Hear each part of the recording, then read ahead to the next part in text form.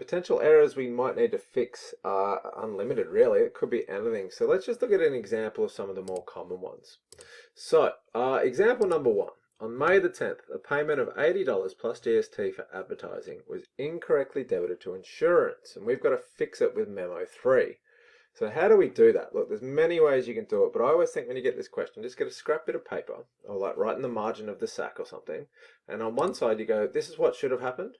Okay, so let's nut this out one by one and go, well, hang on, what should have happened? I should have done a payment for advertising. So it would have been a debit to advertising. It would have been nothing to insurance. This wasn't insurance. It says it was incorrectly debited to insurance. So really nothing should have happened there. There was GST, so we would have done a debit there on a payment. And then we would have done a credit to bank. So that's what should have happened. And then next to that we go, well, here's what did happen. What's the mistake that we made? We didn't call this advertising. So at the moment, advertising is blank when it should have a debit of $80. Insurance has a debit of $80 when it should actually be blank. That was the mistake. It says a payment of $80 for advertising was incorrectly debited to insurance. However, we can assume based on that info that we got the GST right, so that looks okay, and the bank was right. So we need to fix this. What do we need to fix? Well, we're going to do this in our general journal to correct the error. And we just got to get these ones over here on the right to look like these ledgers on the left. So the first thing we'll do is we'll do a debit to advertising there. And that'll get this one to look like the one on the left. I've got to get insurance blank. So insurance needs to have nothing in it. And I've got a debit. So I'm going to have to do a credit there. And I'm done. I don't need to do anything to GST. I don't need to do anything to bank. I just do a narration, correction of error, advertising recorded as insurance, and put the memo number. What we always might have to deal with is, well, the question says, here you go, you fix this. What was the effect on the balance sheet of doing this? And like always, we just use our tables and we say, look, if this was recorded, I did do this. What have I got? I've got one expense going up with a debit and one expense going down. So actually no effect for all of these. And likewise, if it was not recorded, well, we've also got no effect, no effect, no effect. And the issue there is not that, we're probably unlikely to get asked this because all we're going to do is write no effect each time. But that just shows that it's a dangerous error because it can look like everything's correct because there was no effect from this error overall. It was still an expense, we just recorded it to the wrong place. So that's one we need to look out for.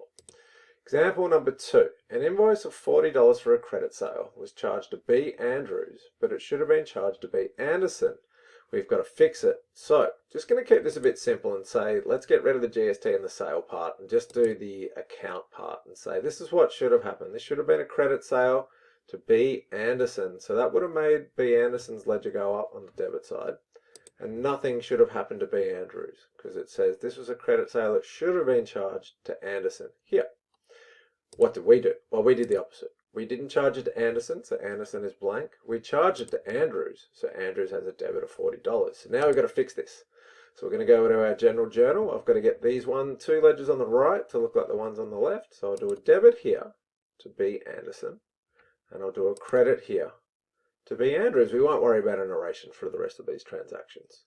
Again, just one last thing. What's the impact of this transaction, of fixing it here?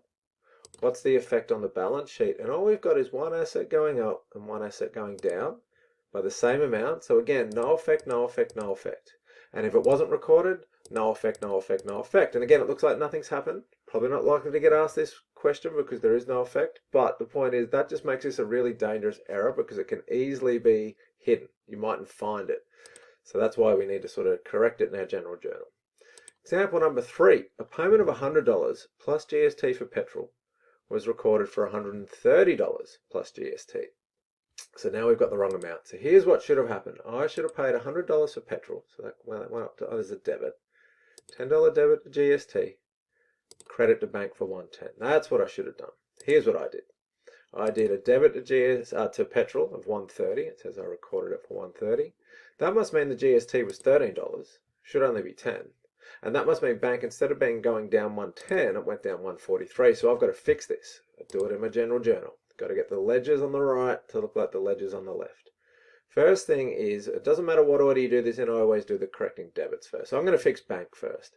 I'm going to get this ledger here to be a credit of $110. And at the moment I've got a credit of $143. So I'm going to do a debit there of $33. And if I balance that out, that will now equal a credit of $110. Likewise, I've got to kind of put 30 here and 3 there. And if I do that, I'll get the petrol will balance out to 100 debit, which is correct. And GST should balance out to $10 debit, which is also correct. Now we get into the question where, look, once we do this, what is the effect on the balance sheet? And this is now tricky. Let's just take it one line at a time and say, if I made this correcting entry, if this was recorded, I've got asset, debit 33. So assets are increasing $33.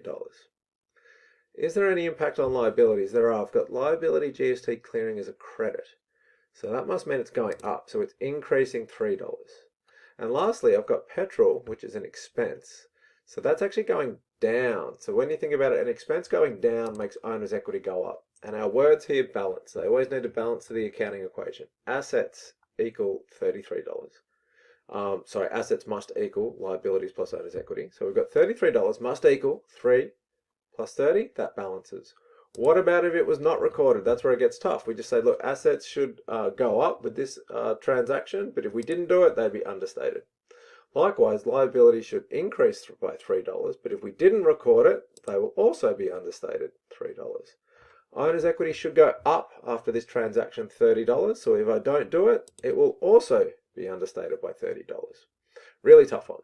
Let's just finish with one tougher, probably the worst case. It says $550 was paid to account payable Kenny Banya, but the amount was incorrectly recorded as a payment for this month's phone and internet expenses. And the problem here is payments to accounts payable don't have GST, but phone and internet expenses do have GST.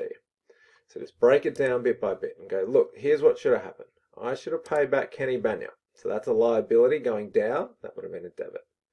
That would have been offset with a credit to bank, and that's it. That's all I should have done. Nothing should have happened to phone and internet, and nothing should have happened to GST clearing.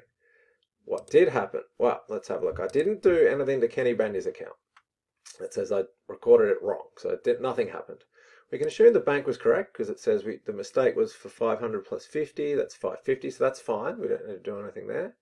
But instead of putting a debit to accounts payable Kenny Banya, we did a debit to phone and internet and a debit to GST because we recorded a payment of GST. So that's the error. Now we've got to fix it.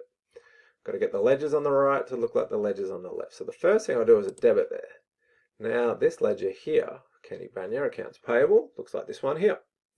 Don't need to do anything to bank. I've got to get phone and internet blank. I've got to get it back to 0, so I'm going to do a credit there. And likewise, I've got to get GST clearing back to 0, so I'm going to do a credit there. And now that's been fixed. But the worst possible question is, well, we got all that. That's what we just did. What's the effect on the balance sheet of this transaction? Just take it one step at a time. First of all, it's a liability and expense and a liability, so no effect on assets. Let's look at liabilities. I've got one liability going down, 550, and one liability going up, 50. So overall, that's a decrease of 500. And then I've got an expense decreasing by 500. So if an expense decreases, owner's equity must increase.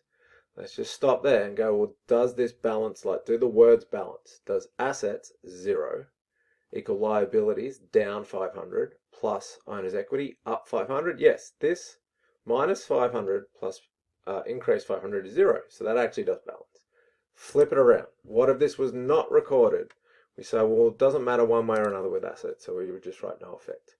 Overall, if we do this transaction, liability should decrease 500. Now, if we don't make this adjusting entry, that's going to be overstated. Liability is going to be too high. And lastly, owner's equity should increase $500 after this transaction.